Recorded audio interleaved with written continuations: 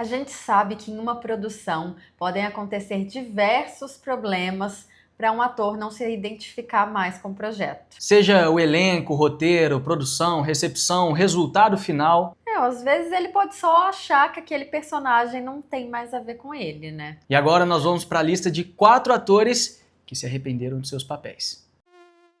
Começando com Ben Affleck em O Demolidor. Um filme de 2003 e que para o ator não é apenas um personagem ruim, é uma ferida aberta mesmo. E esse foi o único projeto dele que ele realmente detesta e não é um desgosto genérico não, ele tem motivos bem específicos para isso. Um deles é que a experiência foi tão frustrante que acabou virando combustível para a carreira dele depois. O próprio Ben Affleck contou que um dos grandes motivos para aceitar ser o Batman em Batman vs Superman foi quase uma vingança pessoal. Ele queria apagar a mancha do Demolidor e provar que conseguia fazer um filme de super-herói que prestasse. Ele chegou a dizer algo na linha de: eu odeio tanto o Demolidor e eu só queria ter a chance de fazer um desses filmes direito. E além disso, tinha toda a questão prática também. Ele descreveu o uniforme de couro vermelho como algo humilhante e fisicamente doloroso de usar, que deixava ele constantemente irritado durante as filmagens. E para completar, ele acreditava que o filme nunca encontrou o próprio tom. Em alguns momentos ele tentava ser sério demais, em outros ficava bobo, e no fim acabou virando, nas palavras dele, algo meio sem alma. Duncan and Colin and Jen Garner, and it wasn't the adaptation ultimately that I thought was the best version of what it could have been, and that was disappointing. Mas, apesar de tudo isso, o filme teve um lado bom pro ator, porque foi lá que ele conheceu a sua ex-esposa, Jennifer Garner. E ele fala que essa é a única coisa boa da produção. Serviu pra alguma coisa, né? Mas também não adiantou muito, porque o casamento não durou tanto. Em segundo lugar, Dave Patel, que se arrependeu amargamente da sua participação no filme O Último Mestre do Ar. Ele contou que a experiência foi bem difícil, até traumática, porque ele se sentia deslocado, inseguro e sem confiança durante as filmagens. E o próprio ator disse que teve a sensação de ter sido escalado de forma errada, como se realmente não fosse a escolha certa para o papel. E ele percebeu que o estúdio também não estava satisfeito com o resultado, o que aumentou ainda mais essa insegurança. Além disso, como ele era fã da animação original, ele ficou muito frustrado com o resultado final porque ele sentiu que o filme decepcionou os fãs e não refletia algo em que ele acreditasse de verdade. E o fracasso crítico da produção também impactou a forma como ele passou a enxergar a própria carreira, deixando ele muito mais cauteloso com grandes projetos de estúdio e fazendo com que ele aprendesse a importância de dizer não. E ele também já comentou que naquela época, somar as críticas que ele recebia sobre a sua aparência, tudo isso alimentou uma forte síndrome do impostor que o acompanhou durante muitos anos.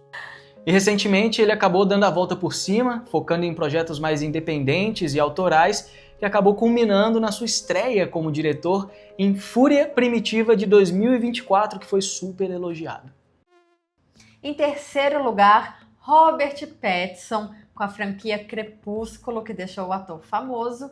E ele foi um pouco diferente dos outros atores, porque ele não se arrependeu do papel. Ele só ficou falando mal diversas vezes durante toda a franquia.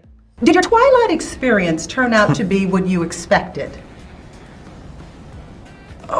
Na época, as críticas dele eram até engraçadas de tão ácidas. Ele chegou a chamar o Edward Cullen de um maníaco depressivo de 108 anos que ainda é virgem, e disse que se o personagem não fosse de um livro, provavelmente seria um assassino com um machado. E sobre a história, ele também falava sem nenhum problema, sem nenhum filtro. Ele dizia que achava o enredo bizarro e chegou a questionar a sanidade da autora, comentando que o livro parecia quase uma fantasia sexual que nem deveria ter sido publicado.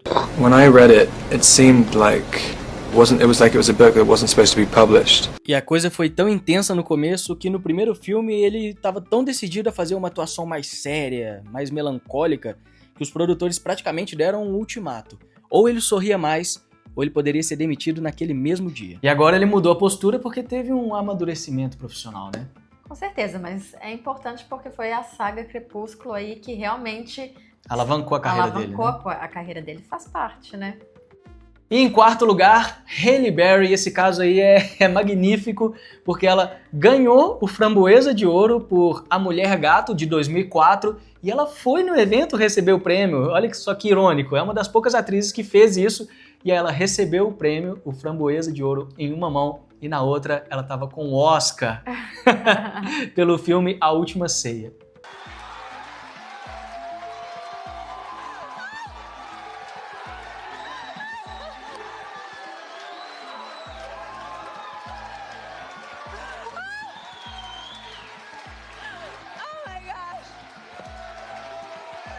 Aí ela agradeceu ironicamente a Warner Bros. Por colocá-la em um filme horrível e ela explicou que aceitou o prêmio para demonstrar que é preciso ser humilde e não se levar a sério demais. E ela afirmou que se você não é um bom perdedor, nunca vai ser um bom vencedor. E o impacto disso, né? Ela mencionou que posteriormente ela queimou o troféu em um ato de encerramento de ciclo. E apesar do fracasso crítico, ela destacou que o filme foi importante para sua carreira e valorizou sua intuição em aceitar o papel, apesar dos avisos que arruinaria sua trajetória. Eu achei que ela levou na esportiva, né, o negócio. Isso eu acho que é legal, porque é isso. A carreira de um ator nem sempre é uma linha reta, né, gente? Você chega no topo, depois tem projetos não tão bons, faz parte. E aí, você gostou do vídeo? Se inscreva, curte, dá seu like, ativa o sininho. Ajuda a gente a crescer aqui nesse canal, que é o que a gente está fazendo aqui com muito carinho, com muito amor para vocês. Beijo para vocês. Até já. Até já.